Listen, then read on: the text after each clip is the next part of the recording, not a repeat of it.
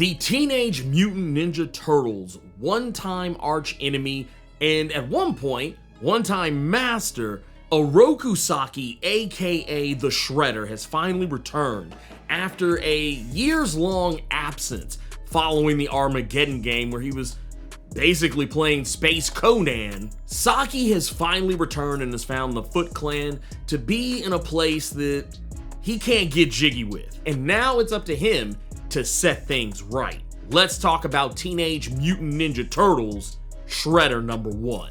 You can't see me, you Stevie, wondering how I reach more evolutions than Eevee and make it look easy.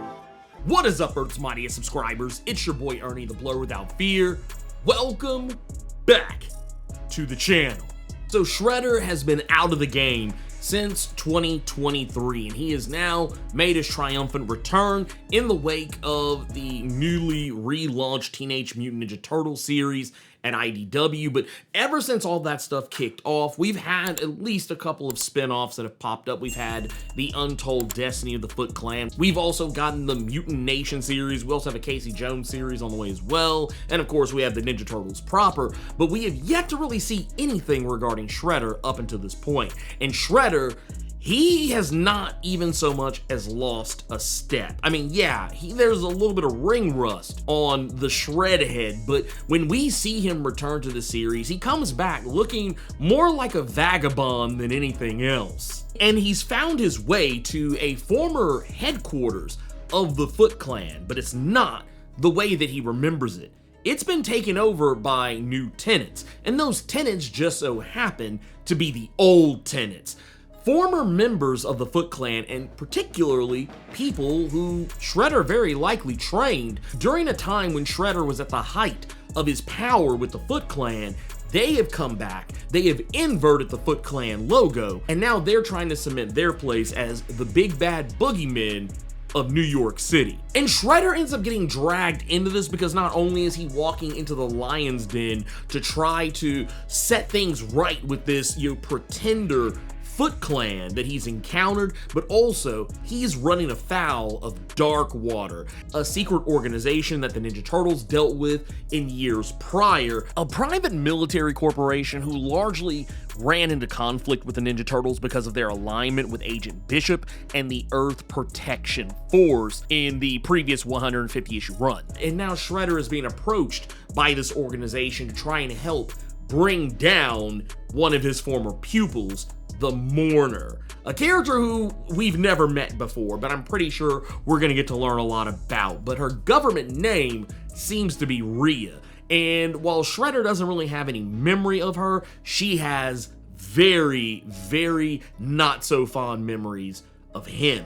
She remembers how Shredder used to lead the Foot Clan and how he used to train his pupils, her more specifically, and she takes that personally. She feels like she was never appreciated, which is why she's doing everything that she's doing now. Though I'm sure there's more reasonings behind that than what she's already given us. But one thing you can definitely say about this series is that Shredder, he is back. He is just as big of a badass as he was before. And while he's not serving in a villain capacity here, he is seemingly still maintaining his face turn following the events of Teenage Mutant Ninja Turtles 100, where when he was brought back to life, when Splinter sacrificed himself. And if you don't know what was going on there, I'll try and remember to put a video up here so that you can get caught up to speed on that.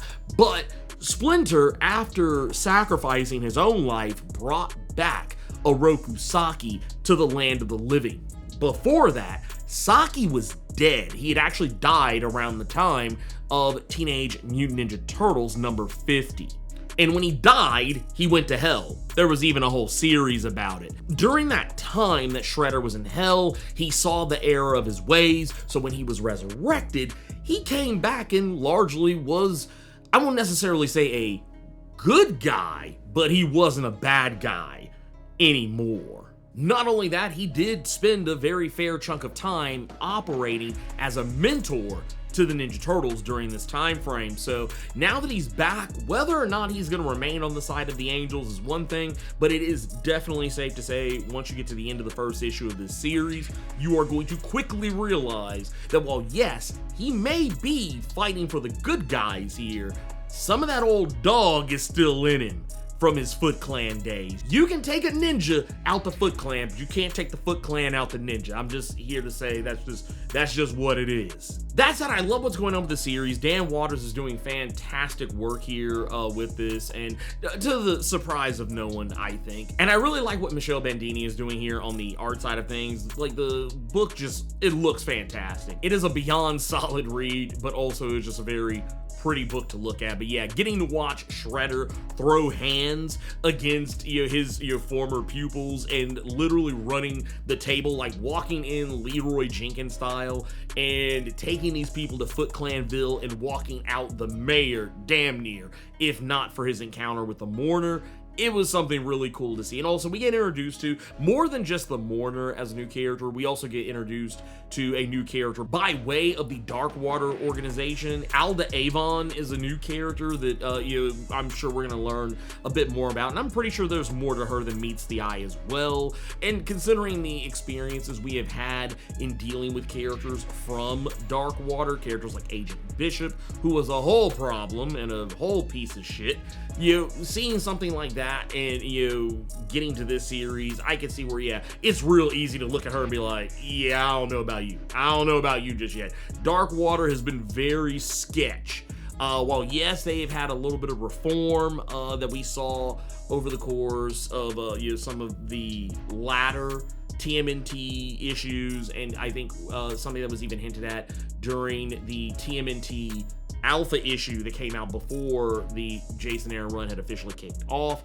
Even with all that, I don't trust this Agent Avon. She's something ain't right about her. But yeah, as far as Shredder goes himself, fantastic. Cannot wait to see what all Shredder is going to be doing, especially considering that he wants to do this old school. Like, he doesn't care about having the bells and whistles. He doesn't care about having the fancy suits. He doesn't care about trying to have technology that is going to enhance what he can already do. All he needs is the greatest hits, and those greatest hits are nothing more than his trademark helmet and his trademark gauntlets. Anyway, you guys tell me what you think about the new Shredder series that just started. If you've checked it out, let me know what you think about it. And if you haven't checked it out, let me know if you're going to check it out. Anyway, until next time, keep it plus ultra. Till then, we out of here. Peace.